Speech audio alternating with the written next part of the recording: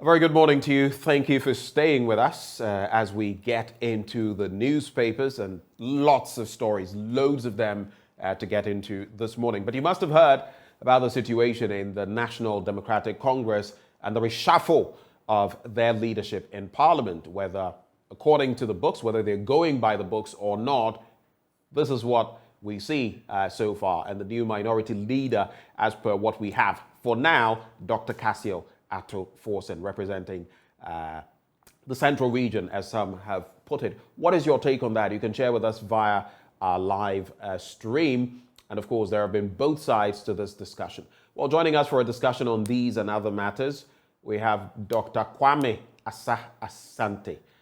He is a political science lecturer, University of Ghana, and he also is director for the Center for European Studies. Doc, good morning. Good to have you once more. Good morning, Ben. Good to see you too. Let's start with that issue. It's in the papers and all of that. I heard you yesterday speak about it, and the Ghanaian Times reflects it. It says, minority reshuffles front bench. Dr. Forsen replaces Haruna Idrisu. Agboja takes over from Muntaka. Let me just get into that story on page 9 of the Ghanaian Times newspaper, and then we can elaborate a bit on it. So the story says, the opposition National Democratic Congress has shuffled its leadership in Parliament, bringing in Dr. Cassio Forsen to replace Haruna Idrisu as minority leader. Dr. Forsen, MP at Jumako Enyan Esian constituency in the Central Region, would be deputized by Emmanuel Amakofibua, the fourth-term member for Elembele. Adaklu MP governs Kwame Agboja would replace Asanwase, Member of Parliament, Alhaj Mohammed Mubarak Muntaka as minority chief whip. But there's more. First and second deputy minority whips, Ahmed Ibrahim, MP for Banda and Comfort Doyo Ganza Adan, retain their positions. In a statement signed by the party's General Secretary, Fifi Fiavi Kwete in Accra yesterday, said further changes within the ranks of the caucus would be effected in due course. I listened to you yesterday. What are the pros and cons of such a decision? Some have said you don't change midstream. Some have said the MPs should have been involved more. Esiedun Ketia, the chairman, told us they were involved, but not all of them. And he also says opinions are like, pardon my French, panties or underwear. Everyone has one. What is your take? Yeah, Ben, good morning to you again, and then to your listeners as well.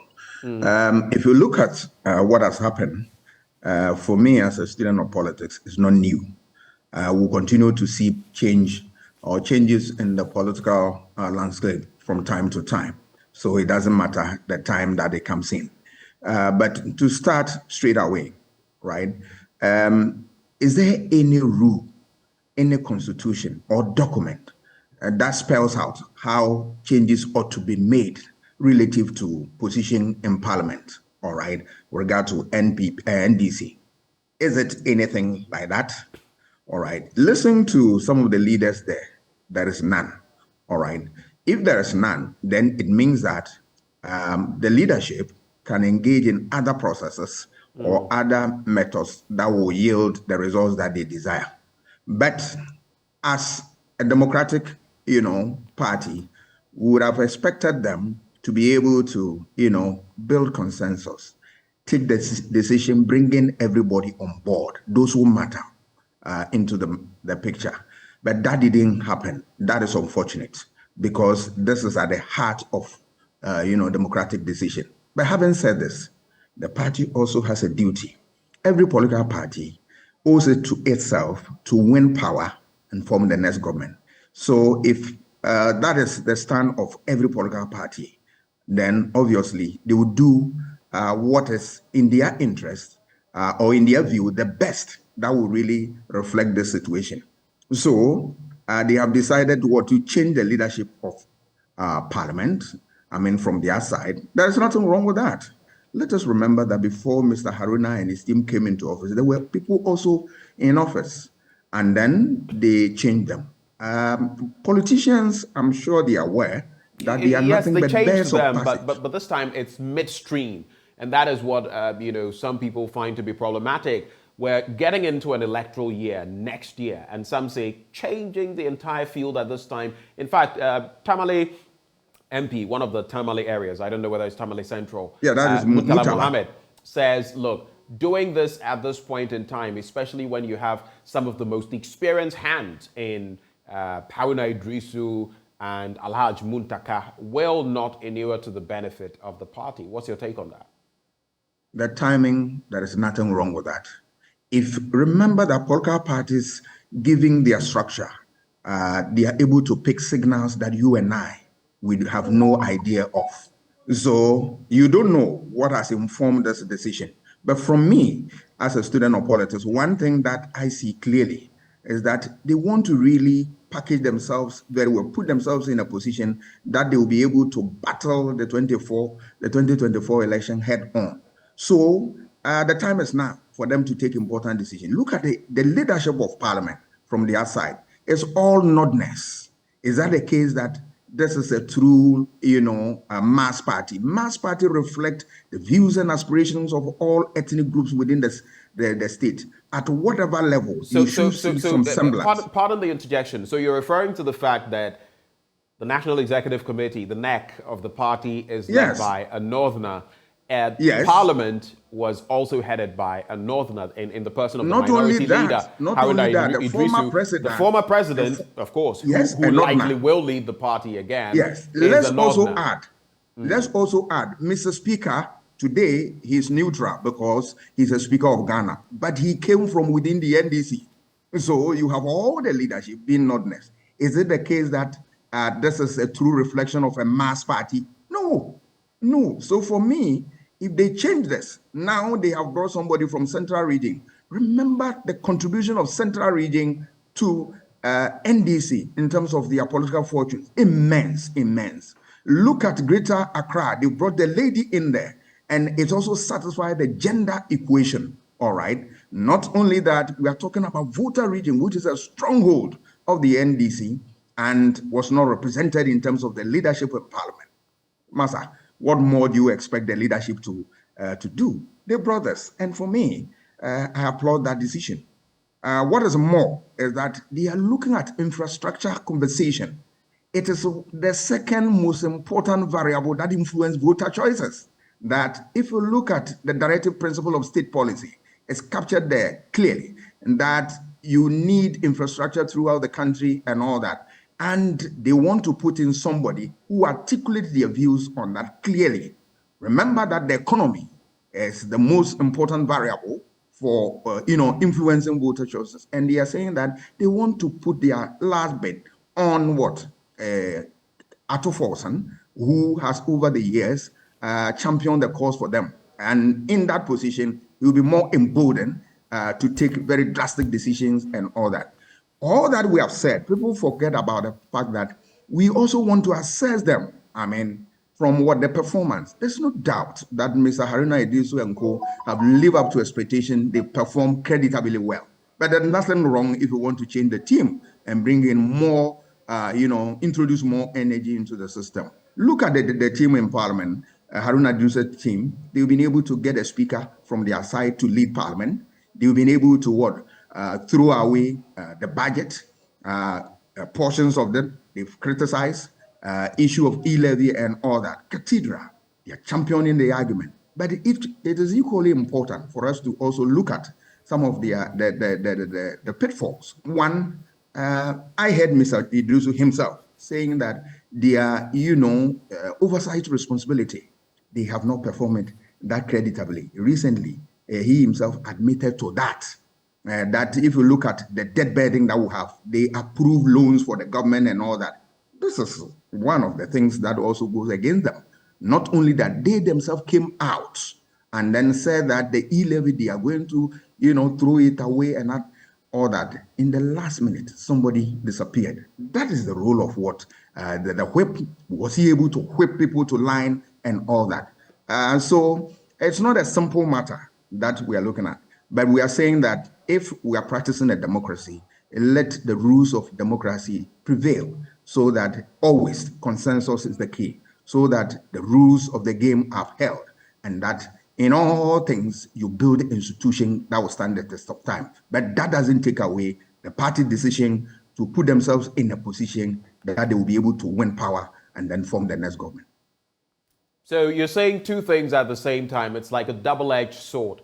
In terms of procedural matters, they could have done it better. But when it comes to the ultimate, and of course, as your former student, and all of us being students of politics, the intention, the main objective of any political party is to secure power and then bring to bear their own plans, for the country. And so if that will inure to the benefit of the party as they see it, then it must be done. That's what you're saying. Why not? You and I were taught by Harold Laswell that who gets what, when and how. Who allocates resources, and for what reason. Politics is not a fanfare. You are in for serious business, and that you need to put yourself in a position that will give you the heads up. That's all. Let's get into some other stories. And so NDC National Deputy Secretary given rousing welcome at Dumbai, and Mr. Mustafa Foyo Bande, National Deputy Secretary of the National Democratic Congress, has received a rousing welcome at Dumbai in the Karachi East municipality of the OT region after his recent victory. Mr. Bande and his entourage were welcomed with songs from the people who lined up the streets. Scores of youth met the Deputy Secretary on the outskirts of Dumbai and led him into town. Mr. Bande first paid a courtesy call on the Chief of Dumbai, Nana Kweku Bieno II. And in his remark at the Chief's Palace, Mr. Bande appealed to all new patriotic members in the region to join the NDC to accelerate rapid development. That's really the point I wanted to highlight in this. If only the parties could work hand in glove, then we'll be able to see even more development.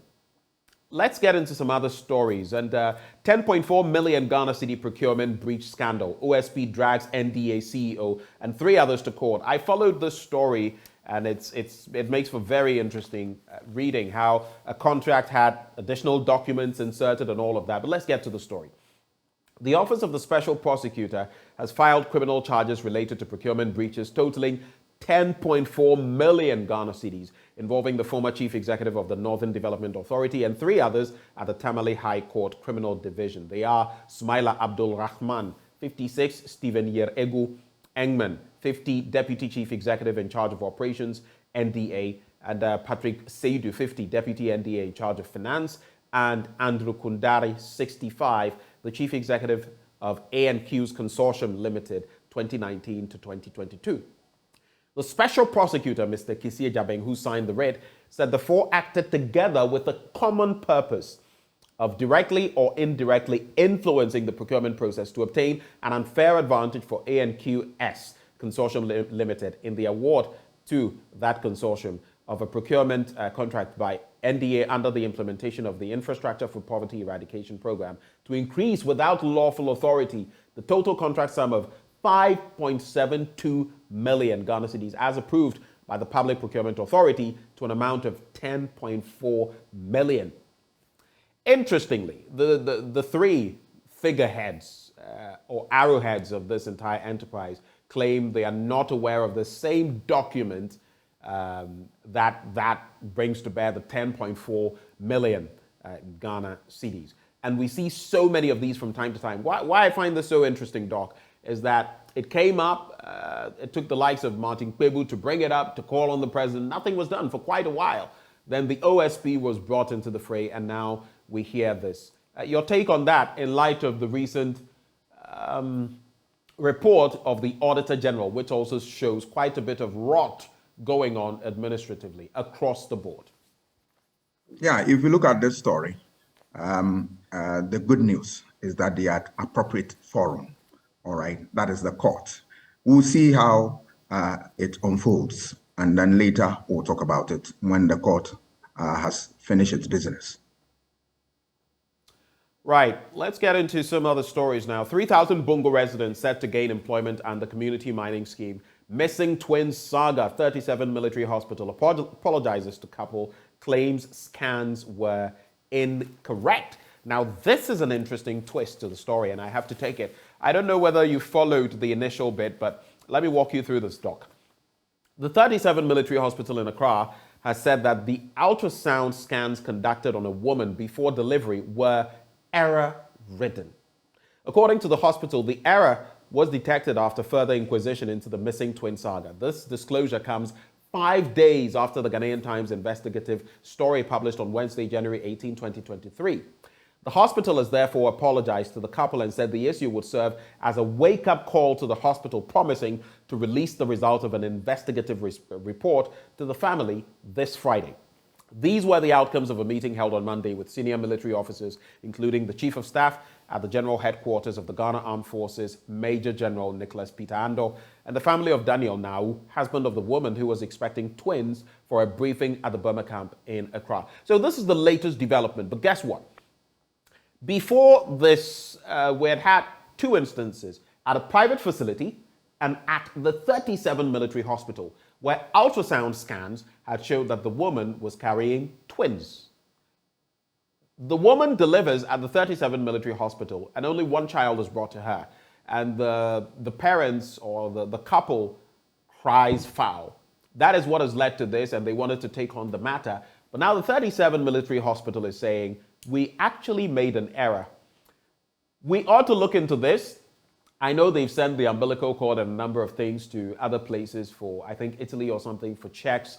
But did the private facility also err?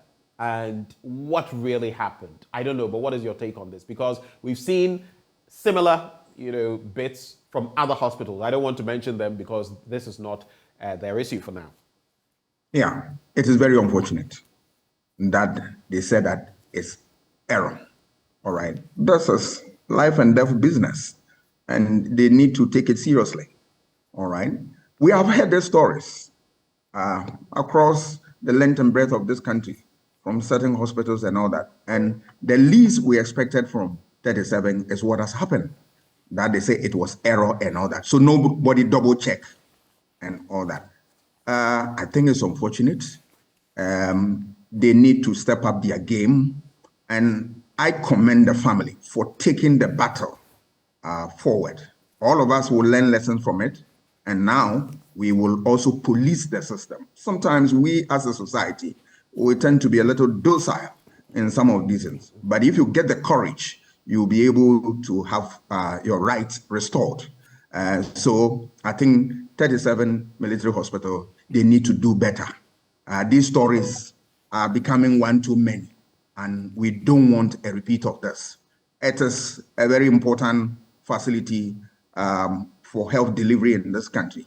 And if this is how they want to go, then we will have problems all the time.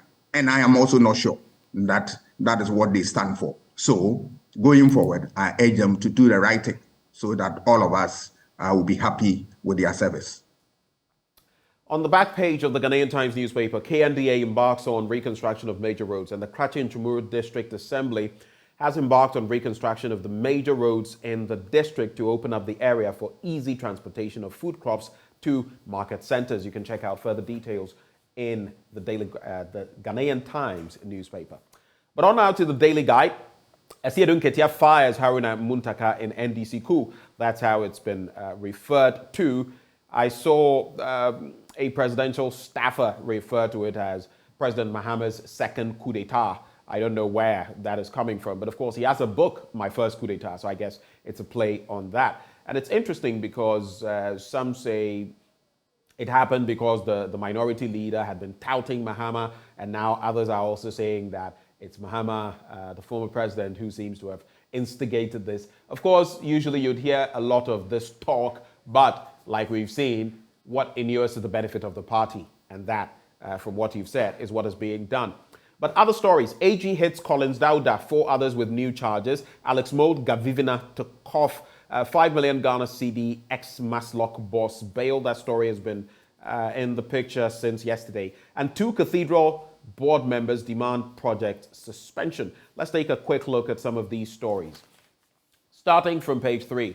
The Office of the Attorney General has filed 70 new charges against former Minister of Water Resources, Works and Housing, Alhaji Collins Dauda, who doubles as NDC MP for Esutufe South in the Ahafo region. 4 others involved in the $200 million Saglemi housing project scandal. That's what the paper calls it. I think what is even more scandalous, even if there were scandals in the past, what is even more scandalous, what is even more egregious, what is even more distasteful and very, very insensitive to the Ghanaian people is the fact that we have left Saglemi to rot, and now we are thinking of Asenso Boakye, the Works and Housing Minister, bring in a private investor. If the private people can do it, why can't the public entity, government, do it? We're sick in this country. We're sick. But let me continue with the story.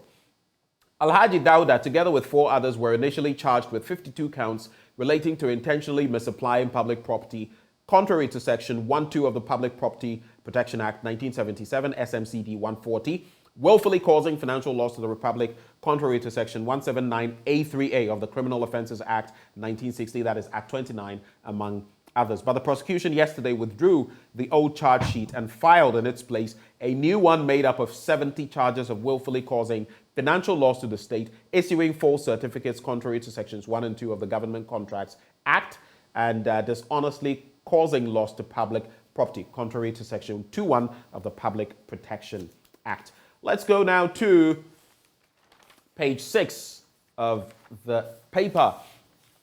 Alex Mode Gavivina took off 5 million Ghana Cedi ex-Maslock boss bail. So basically, these two stood surety for the ex-Maslock boss who's been out of town on medical health reasons. And now, since she's not appearing for about over a year, they are being held liable for the 5 million Ghana Cedi bail. And it's said that their property would have to be sold if they cannot cough up the money.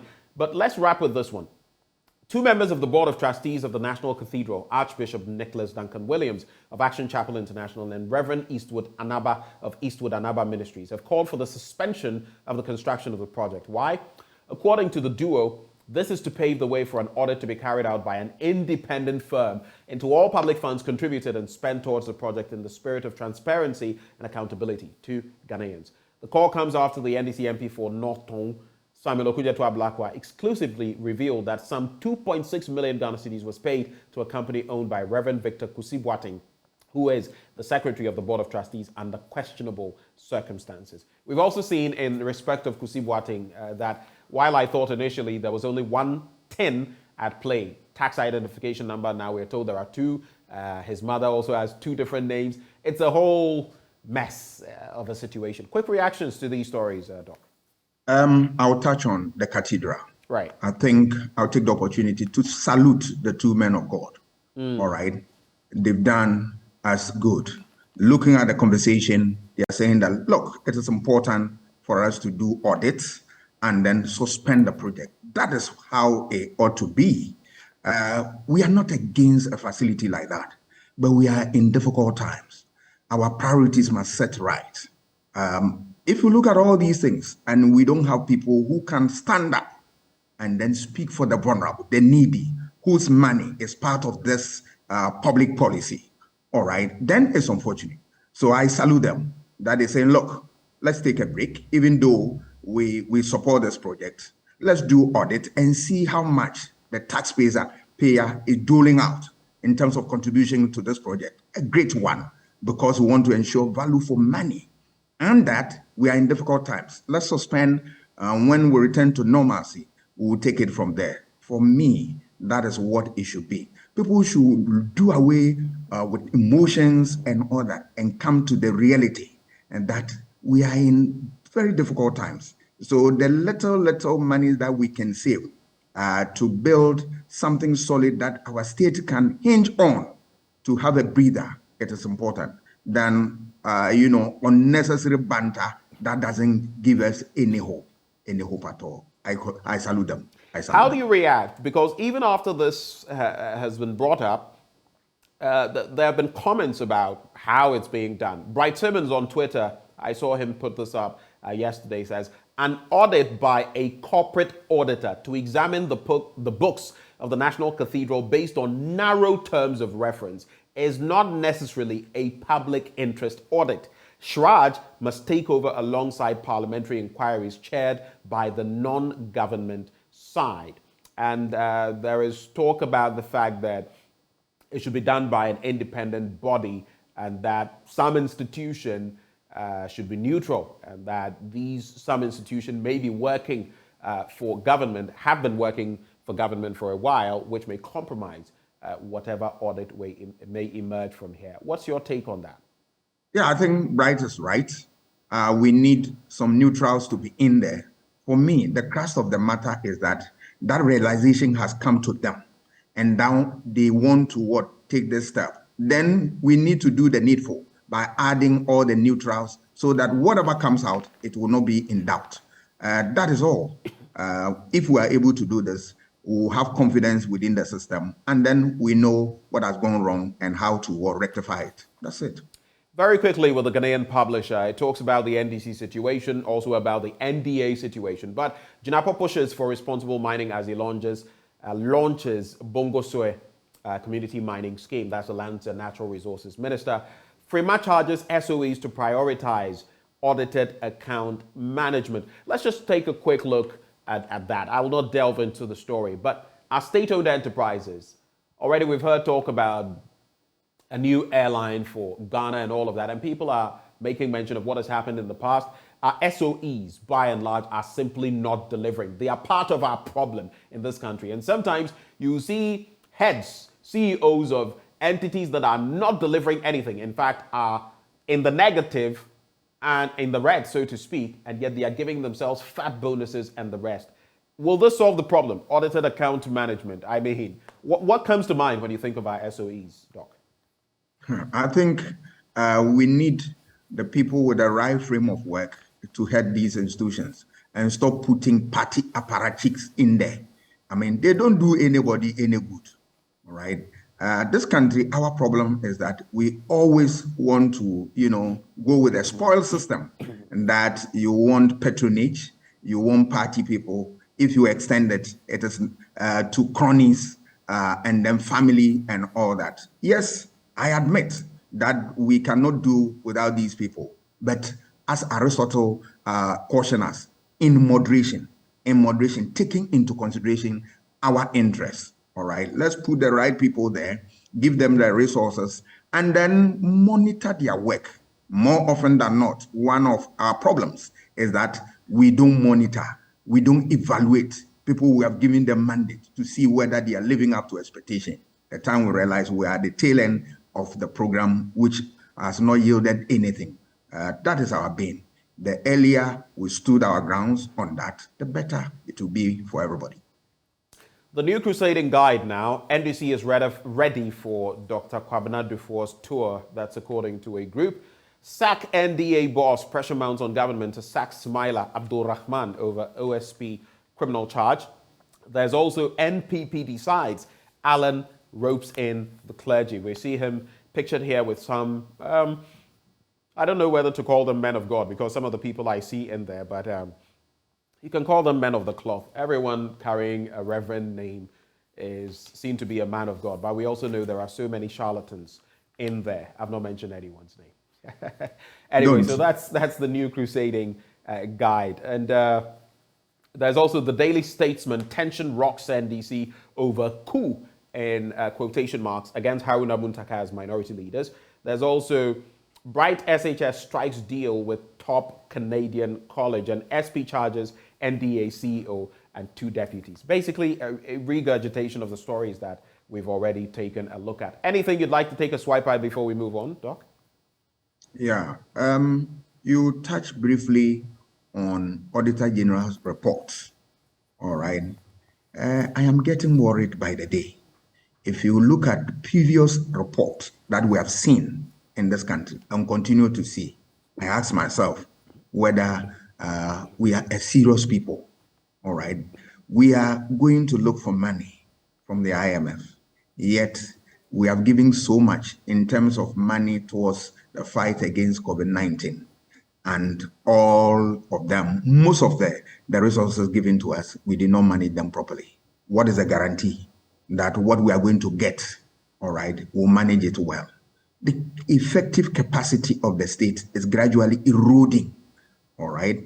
And it seems to me that people that we have entrusted our political office into their hands are taking us for granted. I think going forward, we have to look at some of these things and then, use them as a guide for our next choices of what leadership of this country. I think that is the only way out that we can salvage the economy and very important things that we cherish and we are proud of. Otherwise, we will continue to come back, look at some of these things, go and sleep, and our state would be the loser at all times. The Chronicle newspaper now, as we get ready to wind down, it's interesting how they capture the NDC situation. NDC use Haruna Muntaka and dump them. That's what the banner headline is.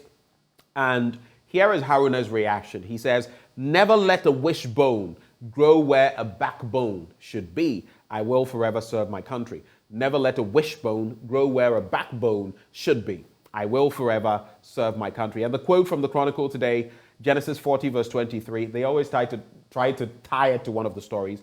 "Yet the chief cupbearer did not remember Joseph, but forgot him." So interesting the way the Chronicle newspaper puts it. But we've also heard the former minority leader, if we can put it that way, talk about serving the party in all capacities. So we'll see how that pans out. The custodian reject anti-government aspirants, Coca to NPP delegates. And of course, there's also that trending NDC story. Finally, the Meridian newspaper discussed party problems internally. Again, Coca to the NPP. An affordable housing case, Collins Dauda, 4 others slapped with 70 fresh charges. I'll just wrap, since all these stories are ones that we've seen already. The Daily Dispatch, NDC presses 2024 self-destruct button. Analyst says so. Changes in minority leadership surprising. That's according to Inusa Fuseni. And Asiyedun Ketia on changes in minority leadership.